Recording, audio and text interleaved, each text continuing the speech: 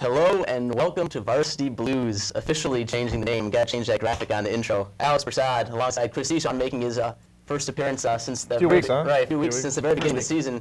Good to be back. Maybe you'll give us a little bit better luck. And of course, Andy Baena as well, and Charles Clinton will join us a little bit later.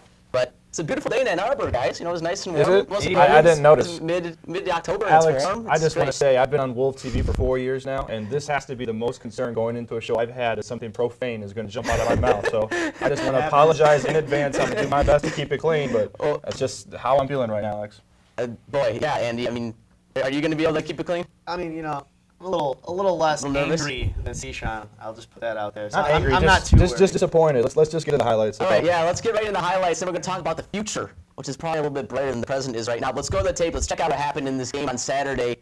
I don't know. There's been upsets in the big house lately. Can't tell you if it's the biggest. Right off the bat, though, things looked okay for Michigan. They went 3 and out, but then Toledo had to punt as well. Brandon Harrison recovers that fumble on a high snap on a punt. Things looking good for Michigan. Driving early. Here's Stephen 3. Rolling to his right. Koger special. Not so fast. Interception by Herbert and Chris Eshawn. What happened on this play? Alex, Stephen 3 put a glove on his right hand to hold on to the ball, not fumble so much this game. But now it looks like something else got messed up in his system because now he's throwing an interception, still turning the ball over. It was nice to see that, you know, little display of speed there, though. Chasing yeah, it would be nice. Maybe he should look into joining the secondary.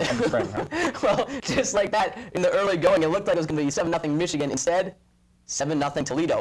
But Michigan, give them credit, they came right back. Here, Sam McGuffey in the flat, 11-yard gain. And then 3 finds Tony Clemens across the middle, replacing Martavius Odoms, who's hurt with that shoulder. And unfortunately, we would hear more from Tony Clemens again. But here, 3, looking down the center of the field, showing how explosive this offense can be. Brandon Miner holding onto the ball just long enough to get the touchdown. Michigan ties it up. Good hustle there by Greg Matthews to recover the fumble just in case. Looks like he got a little mixed up on the play. Doesn't matter. 7-7.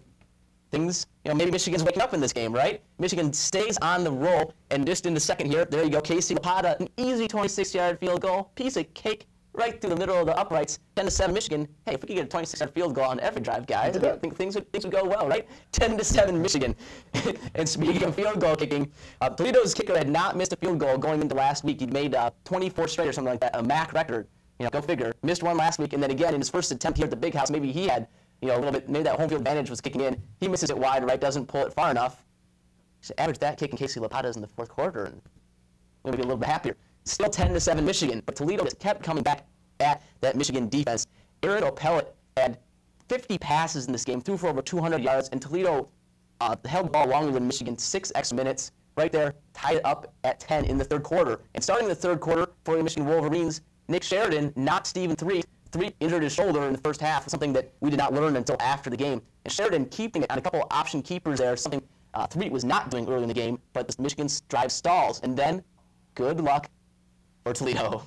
48-yard field goal off the crossbar, sneaks it through on the bounce, 13-10, and Sheridan through the running game was decent. Through the passing game, suspect. There's Tony Clemens. I told you to hear more from him later. Right there, tips it through both of his hands right into the Toledo secondary, killing a potentially game-tying or winning drive from Michigan. And then finally, Michigan's last opportunity, Nick Sheridan looking across the middle, eerily similar to that Brandon Miner catch earlier, but this time Sam McGuffey holds onto it. And what great hands. Brandon Miner would not held on to that, folks. Look at that catch 3 times. Bam! He holds onto it, sets this up. That pass reminds me a lot of that Mario Manningham catch against Appalachian State. Why? Because Casey Lapata, that easy 26-yard field goal. Not so fast, my friend. You see the Toledo fans go wild. You see the guy crossing his arms randomly in the shot at the end, and that just about sums it up. Toledo wins 13-10 at the Big House. And you know, there's all sorts of great things we can talk about here.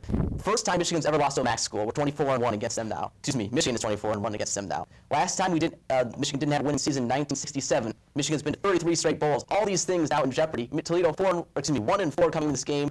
Chris, Are all these things in jeopardy? I don't know what to say. I mean, yeah, the bowl streak was what was most important in my eyes coming into the season. I think that it speaks measures to the level this program has been at over the past half a century, and or put it a century for all I care. I mean, where this program is at. But I mean, look at the rest of the schedule. If they can't beat Toledo, Alex, you telling me they're going to beat Minnesota at Minnesota in the Dome? You telling me they're going to beat a 5-1 Northwestern squad that looked okay against Michigan State? You telling me they're going to beat Michigan State?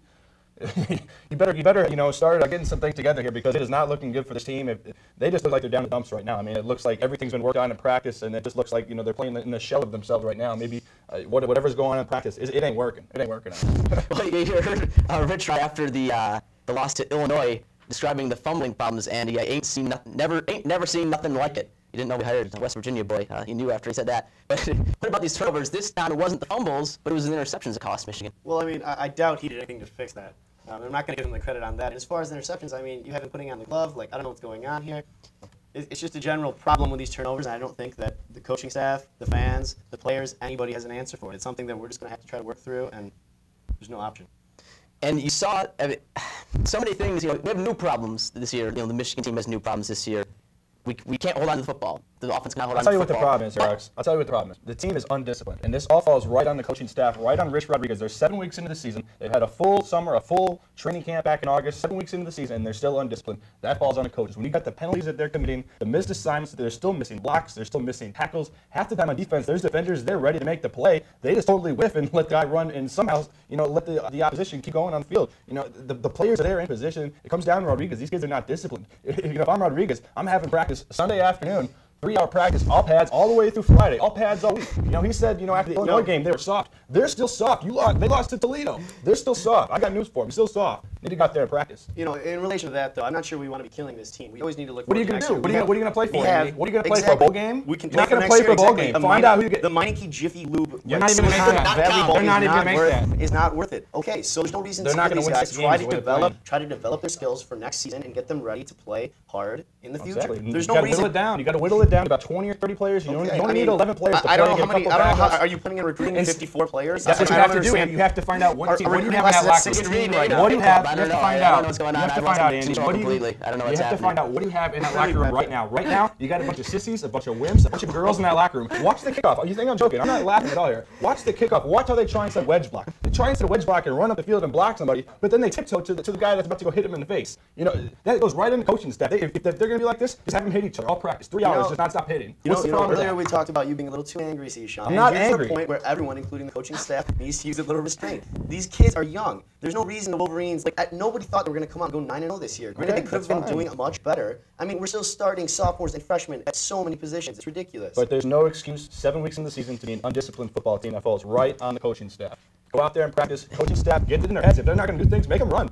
Interception, 1,000 push-ups, bam, do it. Keep going. More thousands of push-ups, 10,000 push-ups. I don't care. You got to be disciplined. If they don't want to do it, tell them to get out of here. Hit the road. We need to find the kids. Michigan needs to find the kids. They're going to be here next year. They're going to help raise this program back to where it belongs, on the top. Well, speaking of finding kids, let's move on to the future, Chris. Maybe we can. Let's do it. I'm getting a little heated. Maybe we can take it down a couple notches here, and let's talk about the future. You take a look at the recruiting standings thus far, and it's early, and signing day is not until late January, early February. There. Let's take a look at those national standings. Ohio State, #1, far and away in both scout and rivals. And there's some very curious things happening here. Michigan, #6. I mean, traditionally, Michigan has always had good recruiting classes. Of course, Chris Sean will always mention no 5-star recruits in this class. We'll get that in just a second. But look at some of these curious things. Florida at #20, Michigan State at #14 in the rivals poll. I trust rivals a little bit more. 29, a little bit more what we expect from Michigan State in the scout poll. But some very crazy things happening, Chris. And let's talk about this Michigan recruiting class.